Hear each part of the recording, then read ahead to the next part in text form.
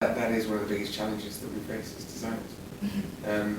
Every single sort of school project is the same with, say, any other type of bigger infrastructural project will have a variety of stakeholders, all with their own opinions and all with their own interests, I suppose. And trying to get those guys to align is part of the process. So that's what we do. We sit there and we talk, and we're part of the negotiation table. So we present options and ideas, and then we're part of that, discussion. And very rarely do the commercial investment team and the academics ever agree, because the academics always want the very best, but that comes at a price tag. And developers want to get the best return for their investment. So we're just matching those aspirations and budget levels. And then you always end up with a price point that's about right. And then it's benchmarking that price point against others and making sure that it's going to deliver what's required. That's the commercial side of it, I suppose. From an education perspective, quite often development groups have their own idea about what a school should be. And when they see a more progressive school, sort of some of the open plan learning environments that we do, the developers are a little bit confused. So this isn't a school, where are the classrooms?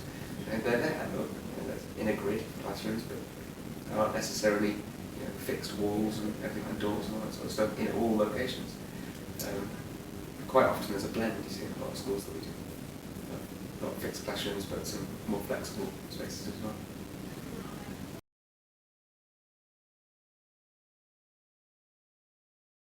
I don't know, I mean, there's so many different approaches, and each operations group or particular school or even development groups actually have their own specific opinion about how a curriculum can be delivered in a space.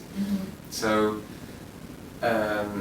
it depends on the sort of, I mean, we're doing very, very progressive schools in some places where everything is open plan, flexible and adaptable, and it's more like a modern office environment actually. So the school could be considered as a playing field for exploration.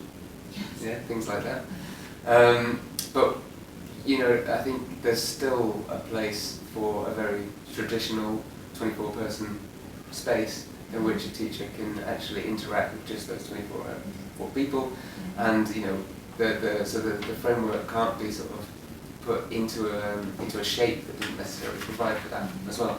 So I think you've got to have one eye on the future, but also one eye on the current trends as well, to make sure that you're always going to develop something that's appropriate for the long term. If trends change, for example, you don't want to be left with a facility that doesn't work for all. So that's my thinking. I think that the school of the future will have wider circulation spaces. It will have the ability for walls to be taken out and more operable sort of walls put in, or furniture solutions, open plan spaces, and then things like those exploratory environments. So your entrance becomes somewhere that's a big open space that kids can interact with. It becomes an admissions environment, but it's also part of that experience that goes right the way through, from the littlest kids to the parents, and teachers and everyone else like that. So I don't know. I mean, it all depends, I suppose. I mean, Broadway and Malyan would design a school for a specific client. So, and that client is often multi-headed, and everyone has different opinions, and that's the challenge, is bringing all those different opinions together, coming up with a consensus about what makes that school unique, and then developing a unique environment to deliver their brand of education, I suppose. Yeah. It's 5 years worth of potential in education.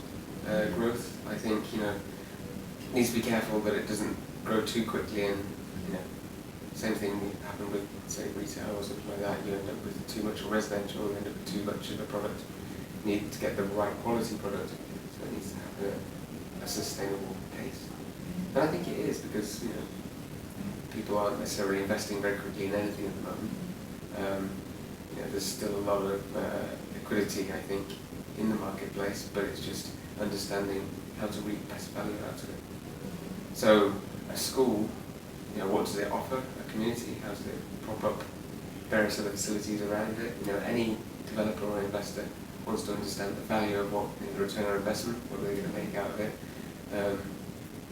So, yeah, I think there's a definite value in it because there's a shortage in a specific type and quality of education offered in China.